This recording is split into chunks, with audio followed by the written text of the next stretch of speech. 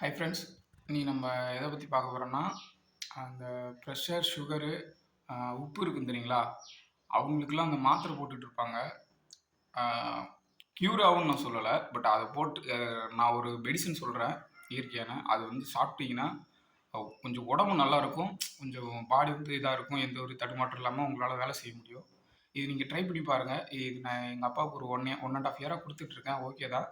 நான் இப்போ உங்களுக்கு அந்த இதெல்லாம் சொல்கிறேன் பாருங்கள்.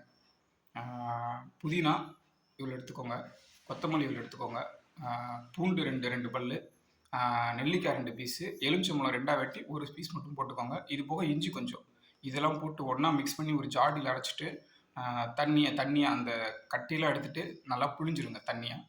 அந்த தண்ணியை மட்டும் எடுத்து ஜூஸ் அப்படியே காலையில் வெறும் வயிற்றுல பல் விளக்கிட்டு குடிச்சு பாருங்கள். நீங்கள் ரெகுலராக டெய்லியும் குடிங்க. உங்களுக்கே ஒரு மாற்றம் தெரியும். நான் உங்கள் மிக்சிங்லாம் காட்டுறேன். நீங்கள் செக் பண்ணி பாருங்கள். குடிச்சிட்டு ரிவ்யூ போடுங்க. தேங்க்யூ. புதினா, கொத்தமல்லி, லெமனு, நெல்லிக்காய் இதெல்லாம் எடுத்து பூண்டு 2 பல். இதில் பாருங்கள், பூண்டு, நெல்லிக்காய், இஞ்சி, எலுமிச்சை சாறு 3 போட்டு மிக்ஸ் பண்ணியாச்சு. இதுக்கப்புறம் புதினாவும் கொத்தமல்லியும் போடுவோம். கொத்தமல்லி புதினா போட்டாச்சு. ஓப்பன் பண்ணி பார்த்துடலாம். வடிகட்டிட்டு சாரப்புறம் புழிஞ்சிட்டு ஒரு கிளாஸில் எடுத்து வச்சு குடிக்க வேண்டியது, அவ்வளோதான்.